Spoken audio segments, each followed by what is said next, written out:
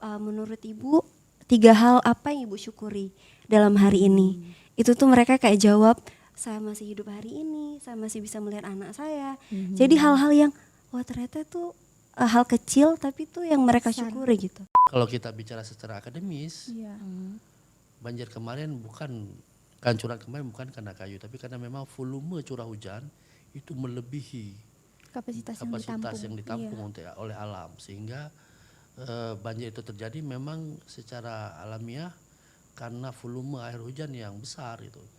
Kami berharap ya dari aktivitas yang diberikan ini tadi bisa menjadi wadah buat mereka menyalurkan kesedihan, karena kesedihan, ketakutan, kehilangan yang mereka rasakan itu adalah emosi yang valid. Kalau bicara soal pemulihan, masyarakat sudah menemukan media pemulihan mereka, yaitu ibadah, Al-Quran dan peralatan ibadah mereka yang harus kita penuhi selama bencana tahun ini. Dan sampai seluruh Aceh sama kasusnya.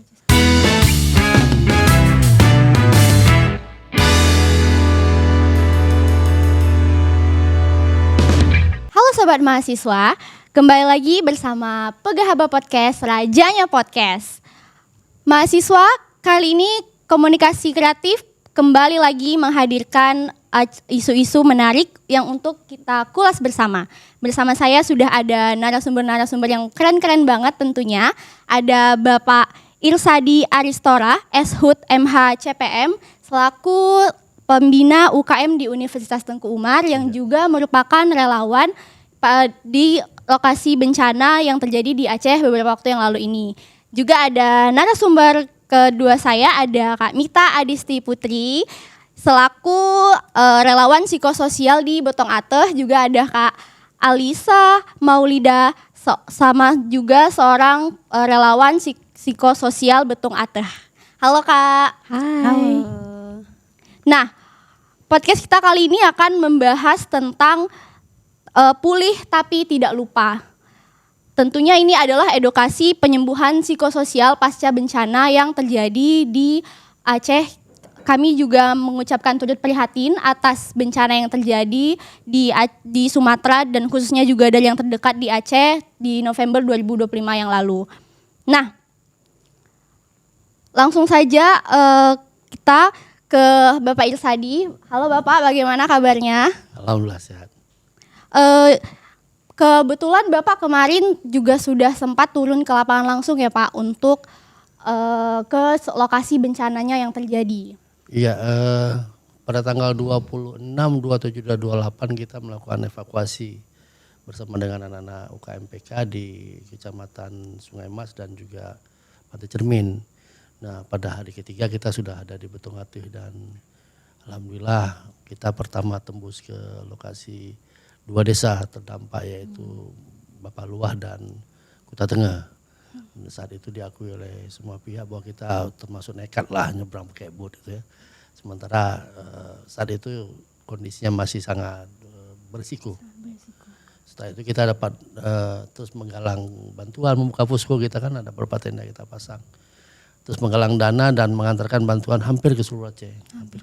Jadi kampus Universitas Tengku Umar bersama dengan kegiatan tanggap daruratnya plus dengan PKM kemarin, kita lebih kurang mengalokasikan bantuan tanggap darurat sekitar 2,5 miliar lebih lah untuk kegiatan itu. Kalau dari Kak Mita dan Kak Alisa ini kira-kira gimana Kak? Kakak kan juga seorang relawan psikososial yang kemarin juga sempat sudah turun ke lapangan. Boleh diceritakan bagaimana pengalaman pertamanya waktu turun di lapangan menjadi relawan di sana di Betong Ateh ya pada waktu itu? Iya, jadi kami dari tim Snowbee Atelier Komunitas Psikologi yang ada di Aceh Barat, kami berkolaborasi dengan PLN Nusa Power di Nagan Raya untuk melakukan kegiatan layanan dukungan psikososial di Betong Ateh. Kebetulan kalau di daerah Barat Selatan yang cukup dekat dengan Aceh Barat itu ada di Betong Ateh begitu ya. Nah, sebelum kami terjun ke Betong Ateh itu ada beberapa hal yang kami persiapkan. Mulai dari aktivitas apa atau kegiatan apa yang akan dilakukan di sana. Karena ini juga tim dari Snowbee, dari relawan juga pertama kali ya ke sana. Tapi ada tim dari PLN yang memberikan informasi terkait mungkin kondisinya seperti apa, apakah ada anak dan perempuan di sana gitu ya. Lalu juga ada pembekalan untuk para relawan itu langsung diberikan oleh spesialis psikososial, dosen kami di psikologi Universitas Syakuala juga. Jadi sebenarnya sedikit menjadi tantangan mulai dari persiapan kira-kira kegiatan apa yang kita lakukan agar tepat sasaran sesuai dengan kebutuhan dan kondisi, serta ketika di lapangan ternyata memang hal-hal yang sudah kita rencanakan ternyata harus kita improve lagi gitu. Jadi memang mungkin nanti ada hal-hal menarik ya yang kami temukan selama melakukan kegiatan psikososial di sana. Gitu. Oke, kalau dari Kak Alisanya gimana? Pengalaman pertama waktu turun jadi relawan di daerah Betung Ateh. Benar sih seperti kata Kak Mita tadi, kan biasa yang kita temukan sama. Meskipun kita udah persiapan nih versi kita sendiri, waktu kita sampai di lapangannya ya mau nggak mau improve. Meskipun kita udah dapat kayak data-datanya kayak berapa anak, berapa dewasa gitu sih. Improve aja terhadap kegiatan di lapangan, tapi kami tetap berpatokan nggak berubah jauh dari plan yang kita bawa sebelumnya. Jadi memang kalau bisa digambarkan Kak, gimana sih kayaknya kondisi nyata di Betung Ateh pada saat itu tuh gimana ya Kak kira-kira? Saat itu kondisinya memang tadi seperti yang Bapak sampaikan ada 4 desa yang terdampak ya. Ada Babasua dan Kuta Tengah, dan itu menjadi 2 desa prioritas kami ketika sampai di sana. Kami ke sana weekend, Sabtu dan Minggu. Sabtu berangkat lalu Minggunya pulang begitu ya. Jadi menginap di sana. Di sana kami melakukan kegiatan itu memang di tenda pengungsian yang sudah ada di sana. Jadi mengumpulkan anak-anak yang memang sekarang tinggalnya memang di tenda karena rumahnya memang sudah tidak ada. Bahkan mereka mengatakan bahwa bukan rumah yang hilang, tapi letak tanah aja mereka udah nggak tahu di mana lagi gitu. Jadi mereka memang sekarang mencoba untuk membangun kembali rutinitas mereka. Anak-anak mereka sekolah tidak ada lagi, jadi memang ketika kami hadir itu dan lokasinya memang di perkebunan mereka ya, jadi di bawah pohon duren, memang di lahan sawah yang mereka bangun tenda-tenda untuk pengungsiannya gitu. Jadi memang kami bersama seluruh relawan mengumpulkan anak, jadi panggil anak-anaknya per tenda karena jaraknya juga lumayan jauh. Jadi panggil mereka, yuk kita ke sana, kita mau belajar, kita mau bermain di tenda paling ujung ya. Kebetulan tenda dari PLN-nya di paling ujung lokasi. Jadi kami kumpulkan anak-anak beserta ibu-ibu juga, lalu satu hari itu melakukan kegiatan psikososial. Kegiatan psikososial. Berarti memang mendirikan tendanya itu dari kapan gitu ya Kak? Dari setelah kejadian bencana sih. Oh, berarti yang waktu turun itu bersama PLN? Iya, bersama dengan tim PLN. Berarti sebagai relawan nih, kira-kira gimana sih cara kita berbicara kepada korban bencana, kan mereka pasti trauma dong. Jadi gimana sih kita bisa membantu proses pemulihan mereka? Mungkin kalau dari Pak Irsadinya gimana tuh Pak? Ya, ada hal menarik sebenarnya di kondisi Aceh saat ini, dan itu sudah viral di media sosial. Iya, betul. Saat hari keempat kita sampai ke lokasi, kita berpikir bahwa barang bantuan yang kita bawa adalah barang yang dinantikan oleh pengungsi. Kita atur dan kita bagi, tapi ternyata barang yang kita bawa bukan barang impian mereka. Barang impian mereka itu adalah peralatan ibadah dan Al-Quran. Itu yang membuat kemudian saya merasa bersalah kenapa harus mikirkan yang sesuatu yang tidak terpikirkan oleh kita gitu kan. Pada saat kita tawarkan, Pak silakan diambil bantuannya, Bu silakan diambil, kami cari baju udah 3 hari kami pakai dan kayaknya udah nggak sah lagi untuk sembahyang. Jadi kami ingin pakai pakaian yang layak untuk kita bisa sholat gitu. Itu rasa yang nggak pernah bisa saya lupakan dalam bencana kali ini, dan itu terjadi bukan cuma di Betung. Ada 17 titik yang sudah kita antar bantuan, itu semua dengan kondisi yang sama. Intinya masyarakat sudah bisa memulihkan dirinya sendiri sebenarnya. Jadi kita datang itu hanya membawa sedikit senyum kepada mereka. Sedikit. Selebihnya mereka sudah bisa membuat senyum mereka sendiri. Kenapa senyum mereka itu terpancar pada saat mereka menghadap kiblat dengan mengangkat tangan dan kemudian sholat. Barang-barang yang paling dia diminati oleh masyarakat pada saat kita tanya mereka butuh apa, semua teriak. Yang pertama butuh tempat ibadah. Tempat ibadah. Baru nomor 2 pendidikan. Nah artinya saat kita harus memenuhi semua, bahkan kita UKMPK kan lengkap sarana ya. Kita tenda kita bawa, kita pasang di hari ketiga, beberapa masyarakat yang nggak punya tenda kita pasang. Tapi kemudian pertanyaan itu tidak membuat senyum mereka itu selebar yang kita impikan. Tapi saat kemudian kita membawa kembali di kunjungan ketiga keempat kita, Al-Quran dan Mukena, disitulah kita merasakan betapa bernilainya barang yang mereka tunggu dalam bentuk baju ibadah dan sebagainya. Artinya kalau ditanya bagaimana tingkat kepulihan mereka, mereka adalah orang pertama sudah memulihkan diri mereka sendiri. Karena obat yang mereka temukan untuk memulihkan diri itu sudah mereka temukan. Sehingga kita datang ke sana nggak lebih hanya mengisi kekosongan senyum-senyum mungkin bagi anak-anak. Pada saat kita di Pantan Kemuning Benda Meriah itu anak-anak memang menantikan kehadiran tamu-tamu karena sudah 25 hari mereka terkurung, terisolasi, tidak lihat orang. Jadi begitu datang tamu dan kita masuk di hari pertama berhasil membuka isolasi padahal itu hari ke-20 itu. Tapi anak-anak begitu senang datang orang-orang baru, tamu, dan kita ajak bermain, kemudian kita main games dan sebagainya. Itu kita hanya bisa memberikan waktu 2 jam paling, memberikan senyum buat mereka. Selebihnya kita pulang mereka sudah mulai keluarkan air mata lagi karena tidak ada kawan untuk bermain. Jadi kalau bicara soal pemulihan, masyarakat sudah menemukan media pemulihan mereka, yaitu ibadah, Al-Quran dan peralatan ibadah mereka yang harus kita penuhi selama bencana tahun ini. Sampai seluruh Aceh sama kasusnya. Kemudian kami yang kita antar mau kemana saja yang sudah clear, kita 17 titik sudah kita salurkan bantuan, dari itu semua sama. Saya pikir itu. Mungkin untuk kondisi terakhir yang terakhir kali Bapak berkunjung ke sana itu apakah masyarakatnya masih di tenda atau apakah sudah ada pergerakan baru, misalnya sudah digeser nih ke Huntara atau bantuan yang lain-lainnya gitu Pak? Karena kan memang hampir tanahnya juga sudah hilang ini. Jadi ini juga sudah 2026. Jadi kan sudah sangat lama nih. Mereka kan juga harus melanjutkan aktivitasnya, harus tetap menjalankan hidup, melanjutkan hidupnya.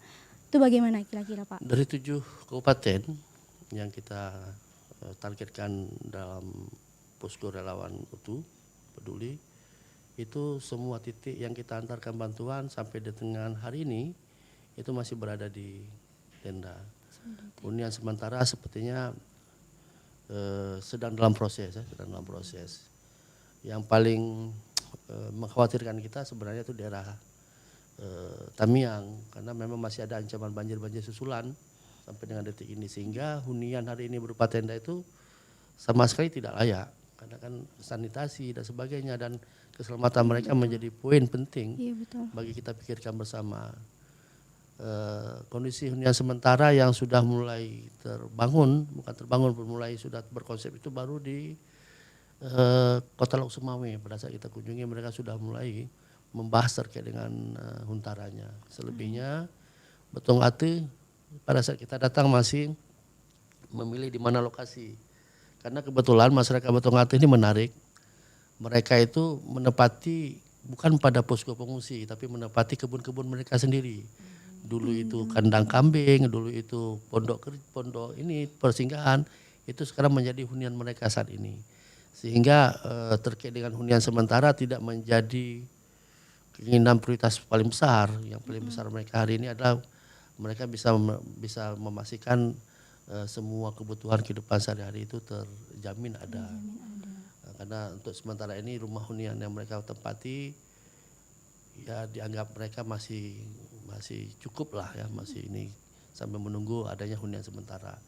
Dan terakhir saya dengar di dekat kantor camat ya, camat baru-baru ini saya komunikasi dengan warga kita di sana, itu sudah mulai dibersihkan lahan untuk hunian sementara. Dan mudah-mudahan dalam waktu dekat ini akan segera dibangun lah. Untuk hunian Di Betung ya, itu di Betung. memang masih di tenda-tenda Ya, untuk masih saat di tenda. ini. Kalau dari kami tanya itu di sana Kak, gimana sih sebagai relawan psikososial ya? Gimana pas kakak pas turun lapangan tuh kan kakak pasti ada emosi pribadi kan, emosi personal yang melihat. Apalagi mungkin udah pengalaman sebelum bencana pernah kesini, setelah bencana pas kesini lagi tuh kan pasti ada tuh emosi pribadinya. Gimana sih menurut kakak menyeimbangkan antara kakak di sana yang sebagai relawan tadi dengan emosi pribadi yang kakak rasakan pada saat turun lapangan itu? Iya, nah ini makanya sangat penting para relawan ini mendapatkan pembekalan psikososial ya, karena memang mau tidak mau ya kita yang mungkin tidak merasakan bencana secara langsung, tidak berada di sana ketika bencana, juga turut merasakan kesedihannya ya, melihat mereka tidak ada rumah, melihat mereka mungkin sudah kehilangan harta gitu kan. Nah, cara mungkin kita membedakan emosi pribadi dengan ketika turun di sana adalah kita sadar bahwa peran kita di sana bukan untuk mungkin dalam tanda kutip untuk mengadu kesedihan. Oh, saya dulu pernah juga loh. Nah, itu kan mungkin para relawan yang ini juga pernah mengalami menjadi penyintas bencana gempa dan tsunami dulu kan. Jadi, wah kakak dulu kena tsunami juga tinggal di tenda loh, tapi nggak apa-apa gitu kan. Mungkin kesannya kita mau menunjukkan empati ya. Tapi dalam satu sisi ya mereka tuh belum membutuhkan kata-kata seperti itu gitu kan. Kita cukup hadir, jadi kita cukup hadir, tenang dan memberikan apa yang kita bisa. Kayak gitu. Kadang kayak tadi kan kita memberikan sedikit sekali senyuman yang kita berikan. Jadi sangat perlu hati-hati juga ya untuk dalam berucap, berkata gitu. Oh, ibu cuman hilang hartanya aja ya. Yang di sana dia hilang orang tuanya loh di bawah air. Jadi kayak ini bukan kesempatan untuk mengadu nasib ya dalam artian ya. Jadi memang para relawan ini memang harus kita jaga gitu kan, agar lebih berhati-hati lagi dalam berkata-kata dan menunjukkan ekspresi emosinya tadi. Ih, sedih kali ya, emang sedih gitu kan, memang sedih, tapi tunjukkanlah dengan secukupnya. Tadi kalau saya adik di mana tinggalnya, misalkan dia pakai baju kan, ini bajunya dari mana misalkan, oh nih kak alhamdulillah bajunya sempat selamat kak gitu kan. Jadi komunikasinya juga komunikasi terapeutik yang dimana kita menunjukkan bahwa mereka juga masih punya harapan loh, mereka tuh bukan penyintas yang hilang segala-galanya, mereka tuh orang yang masih punya harapan gitu sih. Ya, kalau dari Kak Alisanya gimana nih Kak? Ada nggak sih perasaan emosi pribadi dari diri Kakak waktu lihat kondisi langsung di sana? Kalau emosi pribadi sih memang udah kita minimalisir ya. Maka itu kita ikuti pelatihan psikososial dulu sebelum terjun ke lapangannya. Jadi benar yang Mita barusan bilang bahwa kayak kita tuh nggak perlu kayak kata-kata sebatas kayak harus kuat ya Bu. Mereka udah tahu, kita nggak perlu bilang lagi harus kuat. Apalagi nih paling fatal ya, masa kayak nanyain gimana kejadiannya Bu. Mungkin waktu kita datang, waktu Bapak datang mungkin masih cocok karena di awal-awal. Jadi waktu kita datang kemudian tuh mungkin udah puluhan orang yang nanya. Nanya-nanya kata-kata itu malah membangkitkan memori dia akan kejadian. Jadi kayaknya itu memang harus diminimalisir ya, pertanyaan-pertanyaan tentang gimana pas kejadian, ibu lagi apa ya. Nggak perlu investigasi yang sebegitunya kecuali mereka sendiri yang ceritakan. Dan kita siap mendengarkan dengan empati tentunya. Itu pada saat turun di lapangan itu memang pas di posko psikososialnya itu gimana tuh Kak? Apakah lihat dikumpulin semua nih kan, dicari kah siapa yang mau berbagi cerita atau gimana tuh? Nah biasa kami menyiapkan media, kami mewarnai emosi, jadi ada gambarnya memang gambar ekspresif gitu, misalkan ada gambar marah, sedih gitu kan. Nah nanti kita tanyakan, misalkan mereka udah selesai mewarnai, ini gambar apa ya, kan binatang misalkan, ini gambar binatangnya sedang apa ya, ih sedih tuh kak, sedih. Kalau adik-adik pernah ngerasa sedih gitu kan, nanti nah itu mulai mereka ceritain, pernah kak kemarin itu pagi-pagi disuruh lari sama mama gitu. Jadi mungkin secara tidak langsung ya kita pengen tahu gimana perasaan mereka, tapi lewat media-media itu. Benar, nggak ditanyakan secara spontan gitu. Iya, sangat menghindari pertanyaan-pertanyaan spontan tadi. Untuk target dari di relawan psikososial ini memang anak-anak saja kah? Atau ada juga remaja, orang dewasanya atau gimana tuh Kak kira-kira?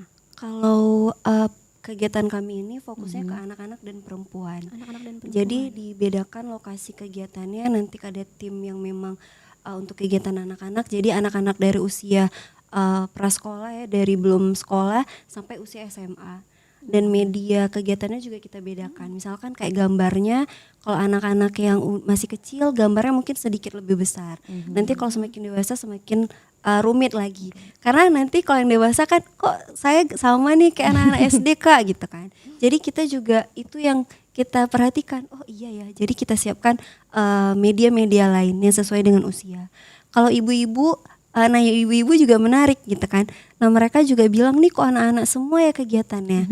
Akhirnya kita buat kegiatan ibu-ibu itu bukan hanya dengan sharing ibu gimana kemarin, tapi kita lewat kita journaling. Jadi ada pertanyaan, menurut ibu 3 hal apa yang ibu syukuri dalam hari ini. Itu tuh mereka kayak jawab, saya masih hidup hari ini, saya masih bisa melihat anak saya. Jadi hal-hal yang wah ternyata tuh hal kecil tapi tuh yang mereka syukuri gitu. Terus juga salah satu pertanyaannya, apa makna pulih menurut ibu? Nah dari jawaban mereka coba ceritain gitu. Jadi tadi ya kita tidak bertanya secara langsung, ibu gimana kemarin gitu kan. Tapi lewat tulisan yang mereka tulis, ibu boleh ceritain nggak apa yang ibu tuliskan gitu. Begitu. Berarti memang kalau dari sudut pandang psikologinya nih Kak, kan pasti beda dong psikologi antara yang anak-anak, remaja dengan dewasa. Nah itu dari yang Kakak lihat tuh gimana sih, apakah yang anak-anak ini lebih mudah kita ayomi atau sebenarnya lebih mudah yang remaja, sebenarnya anak-anak yang lebih rentan sebenarnya, atau gimana tuh menurut Kakak?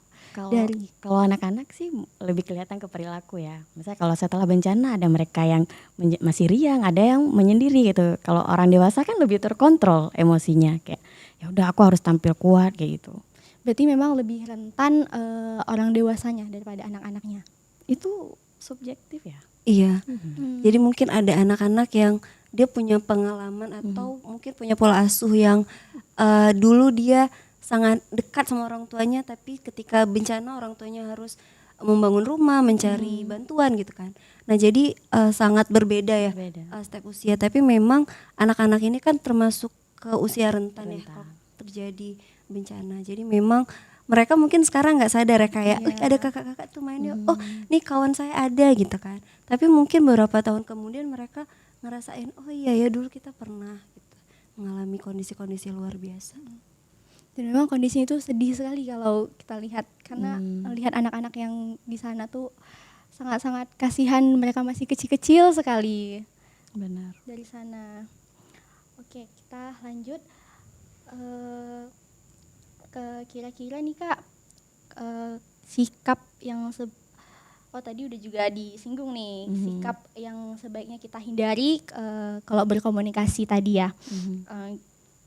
Dari pengalaman Kakak tuh, trauma psikologis yang paling membekas dari Kakak tuh kira-kira apa dari para penyintas yang udah ditemui di lapangan?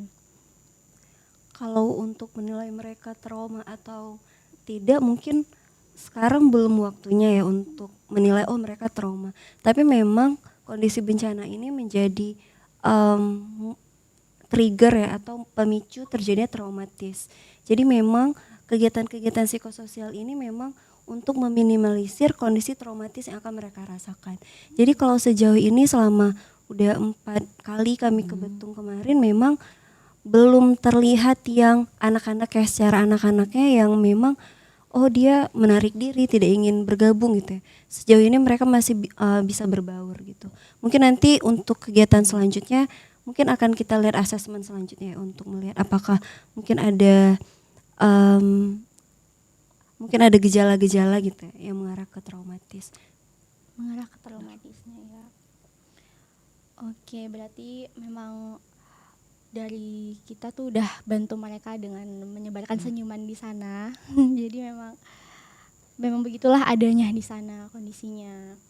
Oke, berarti kalau dari segi relawannya, menurut Bapak nih, ketika mendengar kata bencana Aceh dan Sumatera tuh di sekarang nih Pak, karena kan misalnya juga sudah terjadi. Jadi apa tuh yang terlintas di benak Bapak ketika mendengar bencana dan Aceh, Sumatera?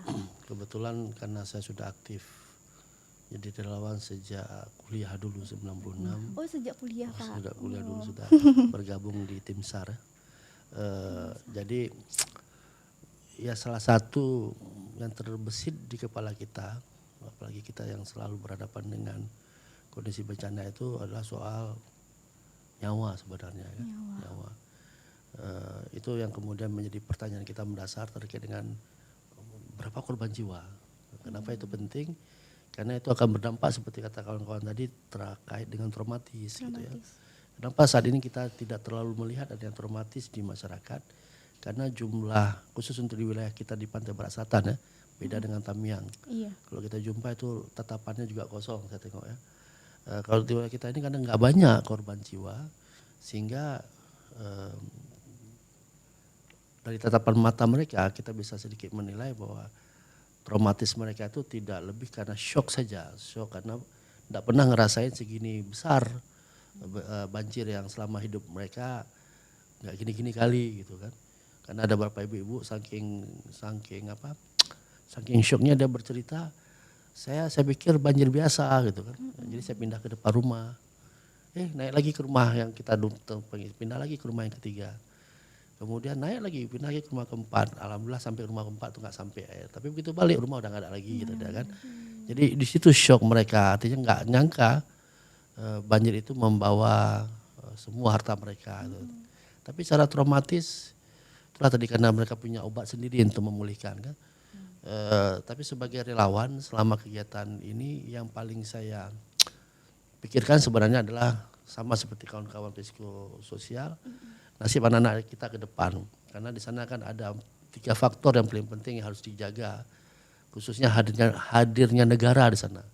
Yang pertama itu pendidikan. Dan ini adalah hak-hak setiap anak-anak kita untuk mendapatkan, karena kondisi bencana dipastikan itu akan membatasi ruang pendidikan yang pasti libur karena nggak ada sekolah lagi gitu kan. Iya. Sementara itu mereka punya hak untuk itu.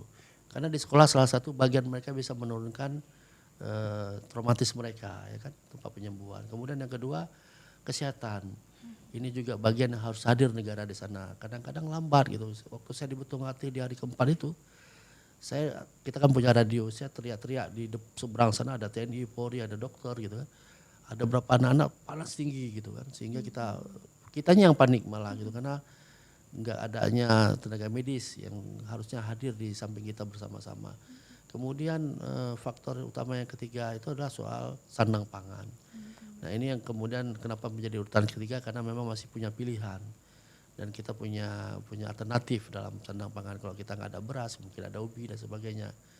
Sehingga saat kemarin kita nggak melihat adanya rebut-rebutan makanan di masyarakat kita karena ada banyak pilihan. Nah itu yang mungkin terfikir dalam dunia relawan pada saat bencana terjadi. Pertama itu korban gitu kan. Kemudian terkait dengan anak-anak dan yang paling dikhawatirkan adalah adanya kejadian susulan. Karena pada saat seperti ini kan kita khawatir, contoh kayak Tamiang lah. Aceh Timur dan Sigli kemarin terjadi lagi susulannya gitu ya. Bukannya masyarakat tidak siap, tapi kemudian teriakan yang kita dengar di masyarakat, bangku pegelih rumo, kayak tamang lom kata dia kan. Jadi rasa kecewa mereka sehingga di PD masyarakat itu saking kecewanya itu berkumpul semua mengejar para illegal logging dan penambang liar. Karena hanya gara-gara wakah gitu kan. Jadi keluar konsep-konsep seperti itu kan. Itu yang menunjukkan bahwa mereka sudah jemu berulang-ulang terus ya, sehingga kemudian terjadi perlawanan. Itu jadi kalau kita di lapangan cuma khawatir soal nyawa saja, karena yang lain kemudian bisa kita sama-sama pulihkan. Jadi pikir itu deh. Iya, itu tadi untuk dari posko kesehatan yang Bapak sebutkan tadi sebelumnya. Jadi memang apakah sampai saat ini posko kesehatan di sana itu masih terbatas atau sebenarnya memang sudah ada, Pak? Enggak, sebenarnya yang membuat terbatas itu pada saat kejadian beberapa tenaga medis di puskesmas, misalnya di Betung, misalnya contoh kita ambil Betung, karena kita bisa sama-sama punya data di situ. Itu kapusnya dan beberapa perawatnya ada di seberang gitu loh. Nggak jauh karena apa? Kampung dia di di seberang gitu. Sehingga pada saat bencana terjadi terpisah. Sehingga suka tidak suka maka mereka dengan rasa takut nyebrang juga dengan boot yang ada disediakan milik masyarakat untuk ke sana. Dan keterbatasannya kemudian adalah di obat-obatan. Contoh misalnya di puskesmas mungkin punya stok sedikit untuk paracetamol misalnya dan sebagainya. Waktu kita datang ke sana kebetulan kita bawa beberapa botol infus. Dan begitu kita serahkan ternyata yang baru dia pasang itulah infus terakhir yang dimiliki oleh puskesmas. Jadi senang sekali saat puskes kita kasihkan 15 botol infus. 15 memang kita bawa tapi kemudian dia bilang, Bang, ini adalah stok terakhir yang kita pasang ke masyarakat. Itu cuma yang jadi kendala pada saat kondisi di sana. Beberapa nakesnya itu ada di luar pos atau di luar puskesmas lah. Sementara yang berada di desa seberang, nakesnya juga pada sibuk bersihin rumah dan sebagainya karena ada juga korban gitu kan. Sehingga ya mau tidak mau memang kehadiran relawan kesehatan itu penting di sana untuk memastikan bahwa kebutuhan adik-adik itu ataupun penyintas bisa terpenuhi ya. Jadi itu saya pikir. Iya, berarti sebenarnya agak rumit juga karena kan relawannya di sana dari luar misalnya dan memang yang di sana perawat-perawat di sana juga dia juga korban. Jadi dia bingung dia harus menyelamatkan dirinya atau dia ikut sebagai relawan di sana. Jadi kalau untuk yang dari luar-luar Aceh yang diberangkatkan ke Aceh itu ada sejauh yang Bapak waktu turun lapangan? Ada yang berkoordinasi dengan kita kampus, kita kan ada buka posko kemarin kan, sehingga berkoordinasi mereka memastikan apakah kampus itu punya tenaga nakesnya. Karena kalau ada mereka akan digabungkan dengan nakes milik Kemenkes waktu itu. Alhamdulillahnya kita bilang kita tidak tergantung dengan nakes yang ada di sini. Kebetulan kita punya perusahaan yang di sekitar kita mereka punya tim rescue dan punya dokter kita bilang. Sehingga selama kegiatan kita menggunakan mereka. Jadi di MIFA itu ada beberapa dokter yang bisa kita manfaatkan kan. Kemudian di beberapa perusahaan memang harus ada memang klinik kesehatan yang harus ada dokter. Nah itu yang kemudian kita secara darurat kita minta tolong hadir bersama kita. Syukurnya mereka bisa ikut terlibat sama-sama dengan kita dan mau ikutlah di bawah ajakan kita lah gitu dari UTU. Kalau untuk kondisi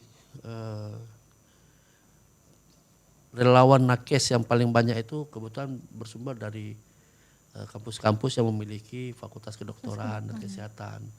Yang paling banyak itu di daerah Aceh Utara itu nakesnya dari UGM malah. Dari UGM. Dari UGM mereka turun dengan 4 personil masing-masing, 4 regu, dan masing-masing regu itu 10, berarti ada 40 orang. 40 orang. Dan dari di daerah Biren itu dari Unimal. Kemudian dari Sigli, dari Unsia, kemarin dari Sigli dan PD Jaya itu di cover oleh kawan-kawan dari Unsia. Selebihnya itu dari relawan-relawan yang berada bebas dengan kemampuan medis masing-masing ya. Kalau secara resmi hampir rata-rata di relawan itu berada dari kawan-kawan kampusnya dari akademik. Ada spesifikasi yang Bapak lihat mungkin di sana apakah memang satu desa hanya masih satu posko kesehatannya atau sebenarnya memang sudah didirikan banyak gitu Pak? Kalau berdasarkan Undang-Undang 26 tentang kedaruratan dan kebencanaan, di setiap posko pengungsian itu diwajibkan memang harus ada posko kesehatan. Standar itu kan kadang-kadang tidak mampu dipenuhi, kan apalagi Indonesia tidak membuka status darurat ini bencana sebagai darurat nasional ya, jadi hanya lokal. Nah ini kayak tadi kita bahas pertama, banyak nakesnya juga jadi korban gitu.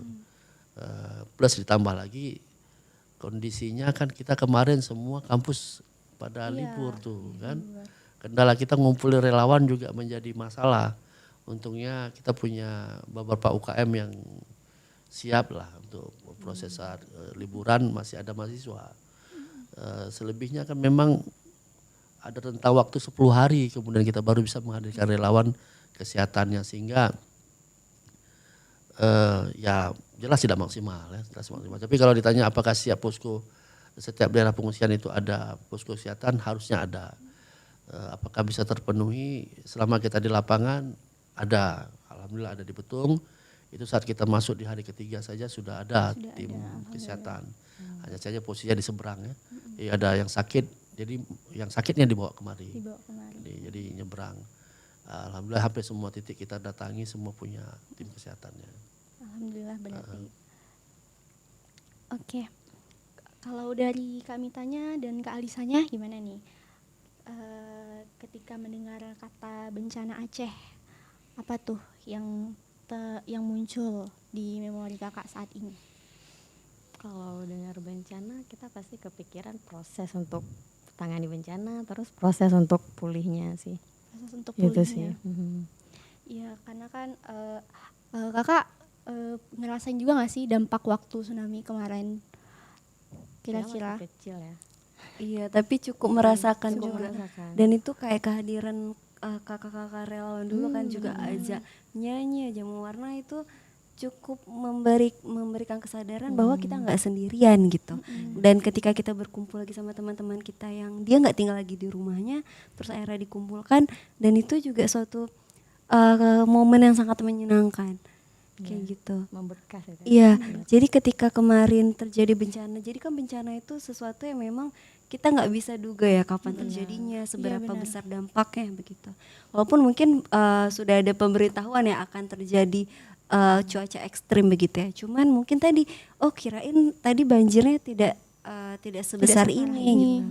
Nah, jadi memang kalau dengar kata bencana tadi ya tentang pemulihan, tentang prosesnya dan dampaknya ada dampak seperti apa yang kira-kira sebesar apa gitu, karena tadi ya sekecil apapun dampaknya ya pasti memiliki efek ya untuk para penyintas gitu. Berarti selama kakak turun di lapangan tuh kan banyak sosialisasi kan pastinya. Nah dari semua penyintas yang ada tuh kira-kira ada nggak sih kak yang kakak temui 1 atau 2 orang kok kayaknya anak ini memendam traumanya ya, itu ada nggak yang seperti itu? Boleh diceritakan kira-kira? Ketika kami melakukan kegiatan, ada sih satu anak yang memang dia sulit untuk berbaur dengan teman-teman yang lain.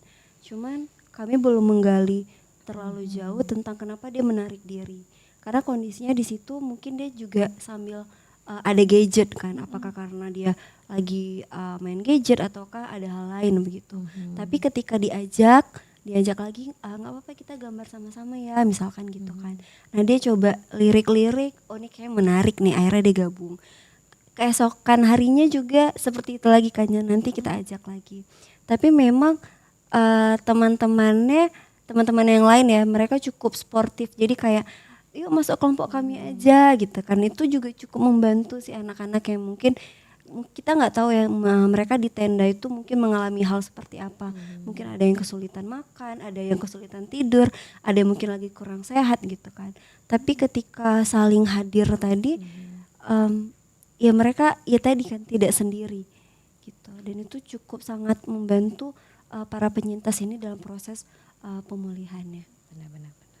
Jadi memang anak-anak ini mereka juga saling ngerangkul juga sebenarnya. Karena mereka juga kita nih posisinya sama nih teman-teman gitu, anak-anak di sana. Yang menariknya juga misalkan mereka lihat kakak-kakak relawan datang, dia tuh nggak datang sendirian, dia jemput kawannya tuh sampai harus turun lagi gitu kan, ke bibir sungai, ke rumah temannya, ke tenda temannya kan. Jadi yuk di sana tuh ada kakak-kakak, gitu. iya ngajak. Jadi dia ngajak, kita ajak, di yang ini udah ada belum, nanti dia ngajak lagi. Jadi memang, dan kami dari relawan juga bilang, kita nih seru kok rame-rame ya gitu kan. Jadi iya kak, iya nanti udah panggil teman-temannya. Gitu. Langsung datang gitu anak-anak. Benar kan, kita ada diajak juga ya sama adik-adiknya. Ada yang ujung sebelah sana jauh nggak? Kita tanya. Lumayan jauh, ayo kita jemput juga sekawannya. Gitu. Ada juga cerita lucunya kak yang sama anak-anak ini. Gimana? Mereka itu misalkan ada temannya yang nggak hadir kan, nggak hadir, nanti dia tuh bakal ceritain apa yang dia lakukan di hari itu. Jadi keesokan harinya si kawannya tuh nanti, kak ini kakak yang kemarin datang ya, gimana kak gambarnya, misal kayak gitu. Jadi memang anak-anak itu ternyata kalau kita kasih wadah dan kesempatan mereka untuk berekspresi, anak-anak itu cukup ekspresif. Iya. Jadi sangat, kita juga sebagai relawan ngerasa bahwa ternyata anak-anak ini dia masih memiliki harapan ya gitu kan. Nanti siapa di sini mau sekolah lagi, terus kita tanya cita-citanya apa atau keinginan kedepannya apa gitu. Walaupun sulit ya, emang masih ada ya kak, emang masih bisa ya kak kalau jadi dokter sekarang kalau kayak gini nggak punya apa-apa lagi gitu. Aduh, sedih sekali. Jadi hal-hal kayak gitu kan buat kita juga sedih kan. Kita juga mikir kan bisa sih tapi emang berat gitu.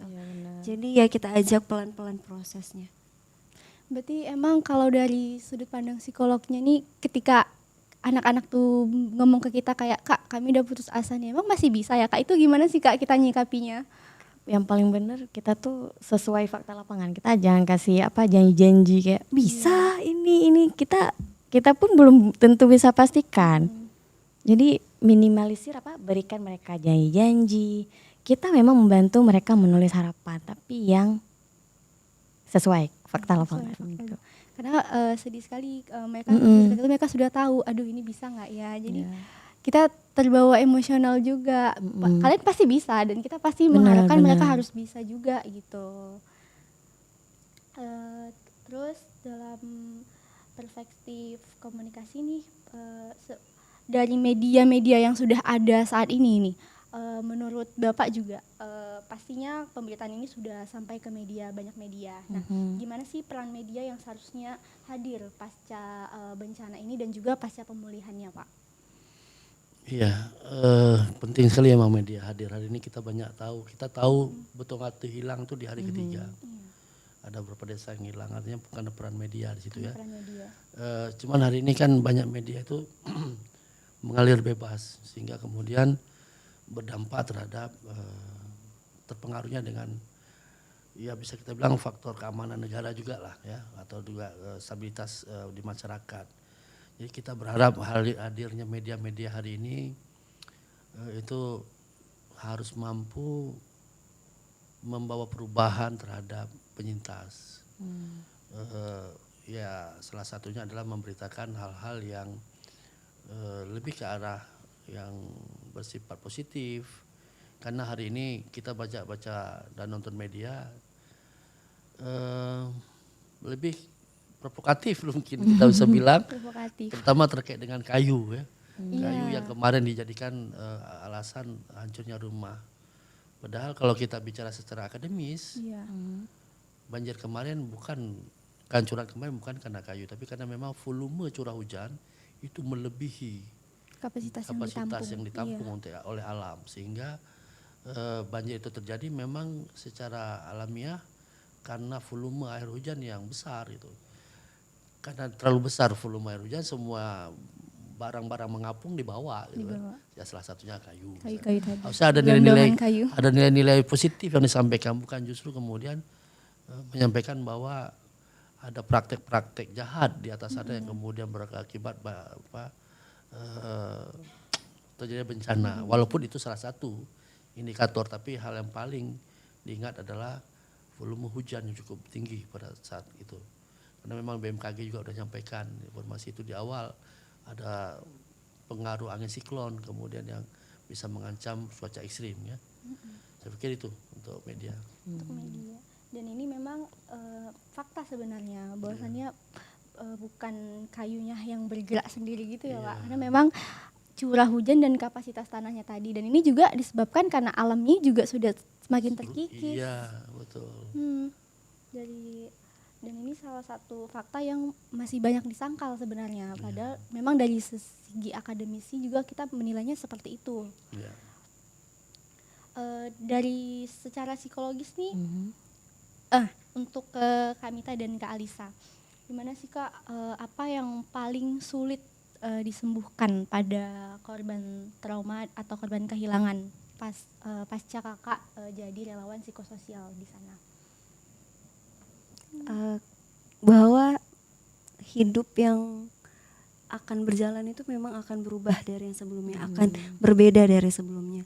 Jadi mungkin mereka para penyintas yang kehilangan harta gitu kan, mungkin mereka ya akan mencari itu, harus mengumpulkan itu dengan waktu yang akan lama ke depannya gitu. Jadi menumbuhkan rasa, mungkin mereka tidak salah ya ketika mengatakan kehilangan yang mereka rasakan, karena kan itu memang faktanya, mereka banyak sekali kehilangan seperti itu, kehilangan sumber pencaharian, kehilangan harta benda gitu kan. Nah, yang paling sulit adalah bagaimana kita menumbuhkan dan memberikan keyakinan bahwa memang kehidupan yang akan penyintas lakukan kedepannya akan berbeda dari yang sebelumnya. Gitu. Kalau dari Kak Alisa mungkin gimana, dari psikologisnya apa sih yang paling sulit disembuhkan Kak dari yang Kakak lihat anak-anak di sana? Paling bukan disembuhkan ya, yang bisa kita lakukan ya beri mereka semangat gitu ya. Maksudnya secara materialistis pun kita belum bisa bantu yang secara signifikan bagaimana, tapi kita berikan pada mereka bahwa kayak kemarin kita sama anak-anak sempat bikin pohon harapan gitu ya, kayak harapan-harapan, kayak ada harapan-harapan kecil yang masih bisa kita harapkan. Waktu journaling sama orang dewasa juga masih banyak hal-hal di kehidupan itu yang bermakna, dan kita tuh nggak cuman fokus di bencananya tapi keberlangsungannya nantinya. Keberlangsungannya nanti. Sekali lagi nih, jadi pada saat Kakak menjadi relawan psikososial itu gimana sih cara mengedukasi ke anak-anak khususnya ya, bahwa memang mengingat bencana ini bukan berarti mereka akan terjebak di trauma itu gitu. Gimana bahwasannya memang dengan adanya bencana ini tuh juga bagian dari proses pulih mereka. Gimana cara kita mengingat bahwa dengan adanya bencana bukan berarti kita terjebak dengan trauma. Artinya kita harus life must go on, kita akan terus berjalan gitu.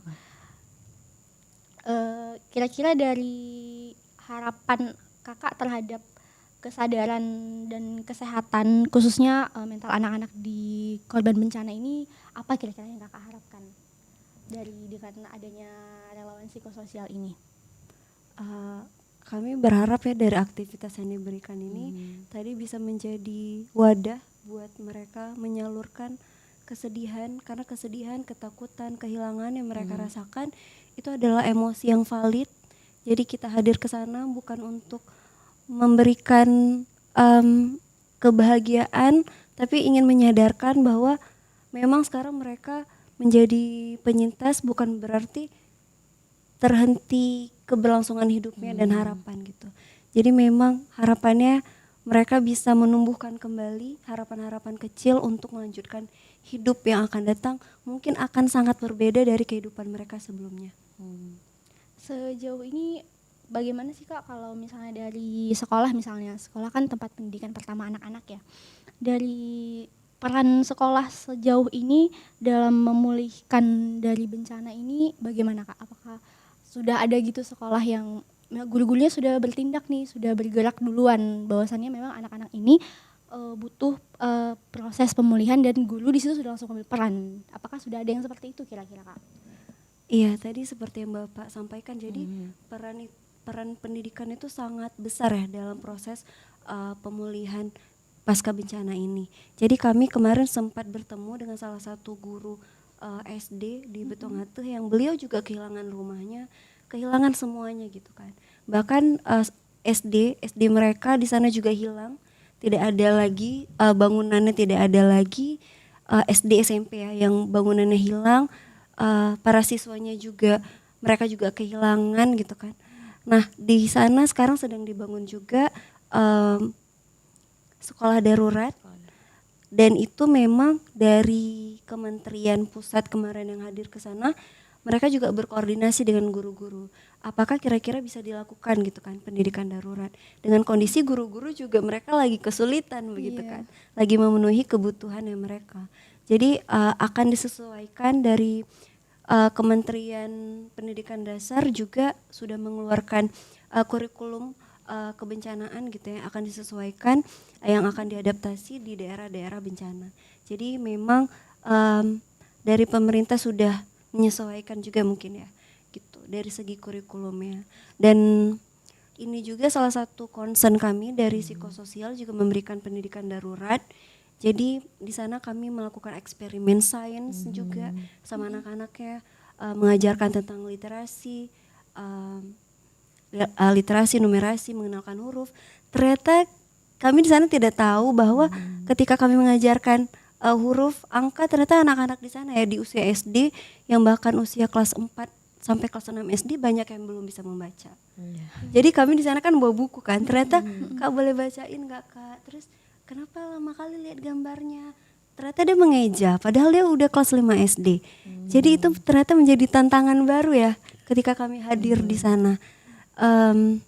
Dan kita bayangkan ya ketika dulu mereka masih berada di bangunan sekolah yang utuh, masih mendapatkan akses pendidikan yang bagus, mereka mungkin masih harus survive dengan pendidikan, apalagi sekarang ya.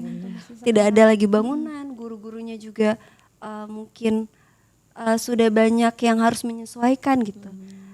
Dan ini menjadi PR untuk pendidikan ke depannya akan seperti apa. Ini PR semuanya, makanya kita juga harus berkolaborasi ya. Tadi Bapak juga sangat bagus mengajak para mahasiswa ya untuk terlibat dalam proses penanganan bencana ini. Iya benar. Berarti memang kalau dari UKM-nya nih Pak, kita kan sudah ada UKM kebencanaan juga kan di UTU juga baru. Nah untuk dari keberlanjutannya nanti bakalan seperti apa Pak? Karena memang bencana ini kan tidak terduga dia. Dan kita apapun itu kita juga harus siap, apalagi juga untuk teman-teman mahasiswa. Ya sebenarnya nggak baru, UKM kebencanaan itu sudah ada sejak 2017. Sudah mengikuti beberapa kegiatan kebencanaan lah di beberapa titik di Pantai Barat Selatan. Bahkan kita sempat ikut di pencarian orang hilang di Aceh Besar, membantu Basarnas. Ya terkait dengan ini kan soal menciptakan relawan ini kan soal panggilan jiwa, kapabilitas. Ada 2 UKM kita yang bersentuhan dengan kebencanaan yaitu KSR juga ya, KSR PMI dan juga penanggulangan kebencanaan. Yang berminat masuk ke situ sedikit, gitu kan? Karena mereka menganggap aktivitasnya hanya untuk bencana, padahal hari ini bisa kita lihat ada di UKMPK itu setiap hari ada di markas dan punya kegiatan karena mereka mengupgrade diri. Karena orang-orang kebencanaan ini kan orang yang harus sehat, harus kuat gitu kan. Jadi latihan, demi latihan wajib mereka tempuh agar kemudian mereka punya badan yang fit dan kuat dan saat bencana enggak tumbang gitu. Alhamdulillah terbukti kemarin anak-anak kita sebulan ya. UKMPK itu sebulan mendampingi saya ke semua titik pengungsian. Yang sakit cuma 2 gitu kan. Itu pun karena berada di Takengon terlalu dingin mungkin. Itu. Kemudian yang kita harapkan juga dari kampus khususnya yang hari ini menjadi agent of change ya. Agent of change di luar sana bahwa setiap bencana itu tidak boleh dilupain. Ya. Kita boleh pulih. Kita boleh pulih, tapi tidak boleh lupa. Karena begini, kenapa kita bilang tidak boleh lupa? Karena bencana yang sama akan terulang di kemudian hari. Kita bisa lihat tsunami, ya. 100 tahun sekali misalnya kata orang. Nah oleh karena itu perlu agar kita tidak lupa ada momen-momen di mana kita bisa melihat bekas lokasi misalnya yang kemudian dijadikan tempat museum dan sebagainya untuk kita kembali mengingat dan belajar tentang kebencanaan itu. Kita di kampus kita ada museum tsunami yang kecil mini di Banda Aceh, ada museum tsunami sehingga edukasi tentang bencana tsunami itu bisa meminimalisir dampak traumatis dan juga kesiapsiagaan bencana.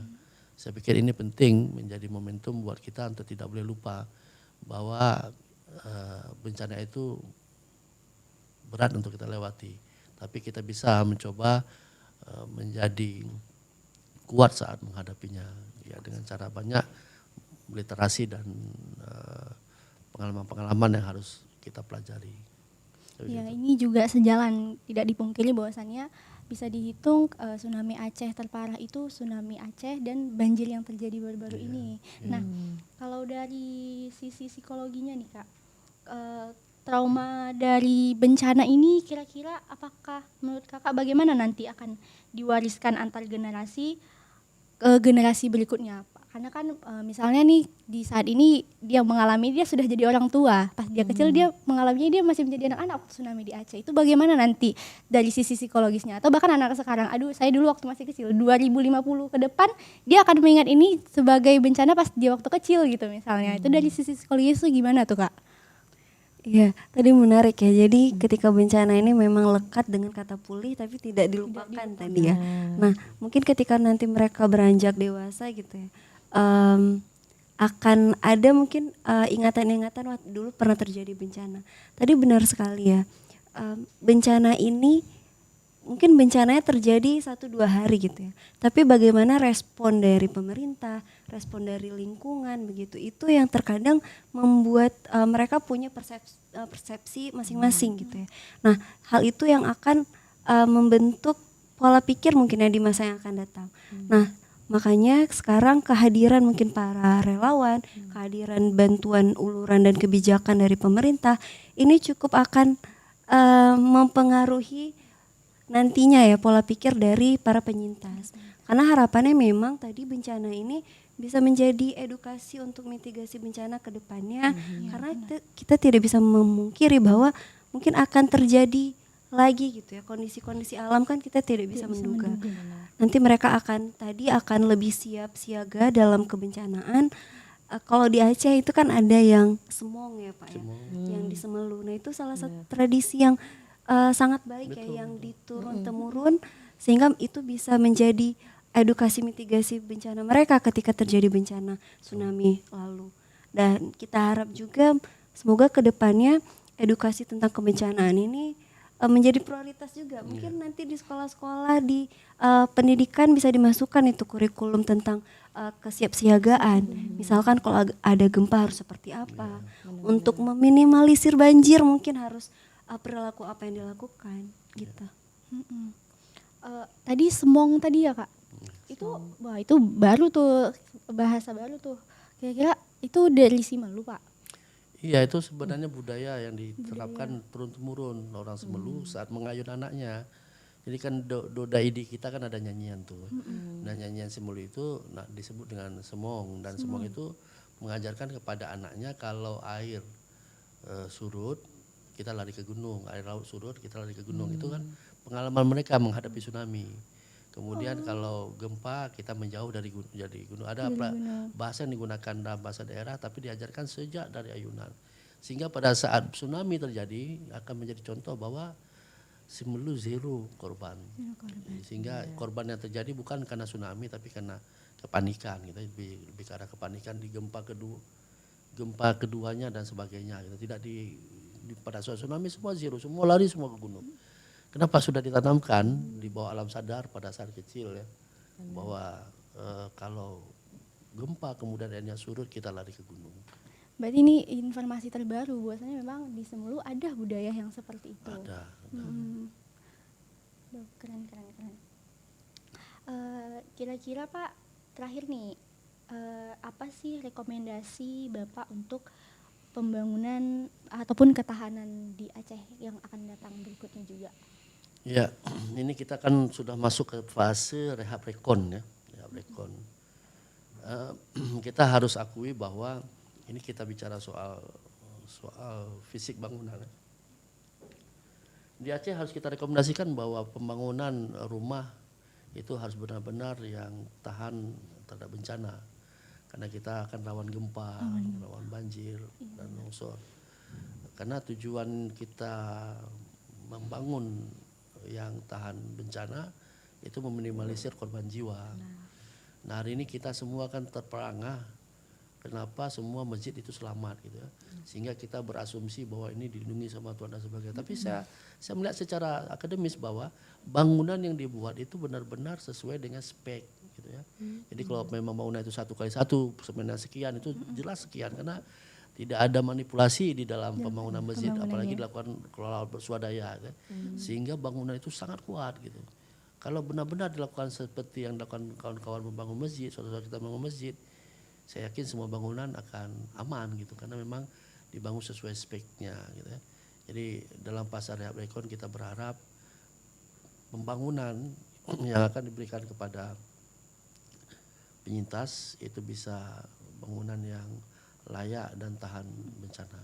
Dan harusnya sudah dimulai dari sejak sekarang sih Pak. Betul. Iya. Karena itu memakan waktu yang sangat lama dan juga anggaran yang cukup besar. Iya, betul. Dan masyarakat juga sudah menunggu, mereka tidak tahu harus apa, mereka sedang menunggu saja ini kondisinya. seperti itu. Berarti karena Bapak sebagai relawan juga dan memang sudah turun langsung ke lapangan, apa sih yang akan Bapak sampaikan kepada relawan-relawan baru hari ini yang mungkin mereka baru mau mulai terjun hari ini? Nah, apa kira-kira yang mau Bapak sampaikan? Ini juga sebagai pematik dan penarik ya, karena memang kita juga masih butuh tenaga relawan untuk saat ini. Jadi biar anak-anak muda sekarang itu juga harus melek terhadap hal ini dan mereka juga harus sadar kalau mengulurkan tangan itu lebih baik daripada mengadah tangan gitu. Ya, udah terjawab sebenarnya. Terjawab sebenarnya. Yang paling penting soal hari ini ada soal empati ya, empati, kepedulian sebenarnya. Karena kan kita harus mengingat kita manusia dan dia manusia. Saya pikir itu yang kemudian harus ditanamkan dalam jiwa kita sebagai relawan. Alhamdulillah Kementerian Pendidikan Tinggi itu sudah menganggarkan mahasiswa berdampak nih. Mau promosi tapi memang ini harus direbut oleh semua mahasiswa. Inilah kesempatan kita belajar menjadi pematik untuk peduli kepada sesama.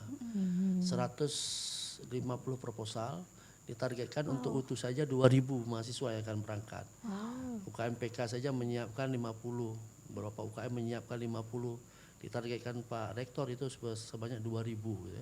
Saya pikir ini kesempatan untuk kita semua untuk menjadi pemantik dan kemudian melahirkan empati-empati baru di masyarakat sehingga kita bisa melihat langsung situasi sehingga tertempa rasa-rasa empati kita, peduli kita setelah melihat langsung kondisi bencana. Karena ya kita jujur pada saat kakak-kakak saja pada saat tsunami masih kecil gitu kan, apalagi anak-anak kita yang kalian sekarang ini itu mungkin cuma dengar cerita tentang tsunami gitu ya, tapi dengan dia lihat sendiri sampai ada satu mahasiswa saya di UKM, Pak, dulu saya sering kali lihat di foto Pak, saya dulu sering kali lihat di TV Pak, kayak gini bencana, sekarang sudah saya lihat sendiri. Itu siapa yang dirasakan? Kayak mana ya Pak, nggak ada lagi rumah, kayak mana ya Pak? Jadi dia mulai terasa gitu ya. Nah itu harus memang dihadirkan mahasiswa untuk turun dalam program mahasiswa berdampak dari kementerian. Itu kan alokasi untuk Aceh itu hampir seluruh Aceh, Sumatera Utara di beberapa titik, Padang beberapa titik. Jadi saya pikir ini cara bagus dari pemerintah lahir dan hadir melalui kampus untuk menghadirkan para relawan-relawan muda. Kalau dari segi psikologi dan juga sebagai orang mudanya nih, kami Tani, jika bertemu relawan baru, mungkin yang adik-adik di bawah kakak yang seusia saya mungkin, apa sih pesan yang mau disampaikan ke mereka? Menjadi relawan itu tidak sulit, tapi harus diupayakan yang terbaik. Jadi memang mungkin karena sekarang udah media sosial ya, mungkin lihat kawan lain posting, udah lagi di Betong nih, ikut gitu kan. Mungkin ya terlihat seru sih, tapi ketika berada di lokasinya ternyata banyak sekali hal-hal tak terduga dan banyak sekali juga kekhawatiran nanti kalau pulang hujan dan gak bisa pulang gimana gitu kan. Jadi memang harus menyiapkan tadi bahwa relawan ini adalah panggilan jiwa yang harus dipupuk sebenarnya. Mungkin tadi ya lewat program-program dari pemerintah yang sangat bagus. Nah semoga ini menjadi pemantik juga buat teman-teman rekan muda untuk ikut terlibat dalam proses pemulihan pasca bencana. Karena kita tidak akan tahu kalau kita tidak hadir. Benar-benar sih. Dari Kak Alisa gimana Kak? Ada nggak sih yang mau disampaikan kepada Setuju adik-adik banget sama generasi Mita. muda? Adik-adik jangan lupa ya cobain biar kamu sekalian belajar gitu. Iya. Kalau nggak hadir dan kamu nggak terdampak, kamu nggak tahu rasanya. Dan memang menariknya dari mengikuti relawan ini apa tuh Kak yang harus disebarin nih ke adik-adik, bahwasannya gak cuman seru-seruan aja atau gak cuman online, tapi ada kok yang menarik yang bisa bikin generasi muda itu ternyata seru gitu. Apa tuh kira-kira Kak dari pengalaman langsung yang udah Kak rasakan? Kalau dari bencana ya nggak seru ya, maksudnya waktu kejadiannya ya nggak seru, tapi banyak yang kita dapati itu malah dari para penyintasnya, kayak Bapak bilang tadi waktu mereka minta mukena dan ala-ala sholat, kan kita tersentuh hatinya, iman kita pun jadi naik gitu sih. Lebih ke hal-hal yang seperti itu dari penyintasnya. Oke, berarti teman-teman ini pembahasan yang sangat daging sekali sebenarnya ya, dan juga sebagai pembuka dan informasi ke sana juga bahwasannya memang bencana ini masih pasca pemulihan dan prosesnya itu juga masih terjadi hingga saat ini. Jadi kita di sini juga mendoakan dan juga turut prihatin atas bencana yang terjadi. Harapannya adalah agar masyarakat cepat pulih dari trauma yang terjadi, juga teman-teman di luar sana yang menjadi penyintas bencana itu bisa kembali melanjutkan hidupnya dan menjalankan aktivitas sehari-hari senormalnya pada umumnya sebelum bencana ini terjadi. Itu harapan terbesar dari kita. Mungkin itu aja pembahasan dan podcast kita di episode kali ini. Terima kasih kepada kakak dan bapak narasumber yang sudah menemani di podcast Pegahaba hari ini. Semoga tetap semangat menjalankan aktivitasnya dan juga tetap berbagi dan juga membantu para penyintas bencana yang di luar sana. Terima kasih sudah menonton episode kali ini. Pegahaba Podcast, rajanya podcast.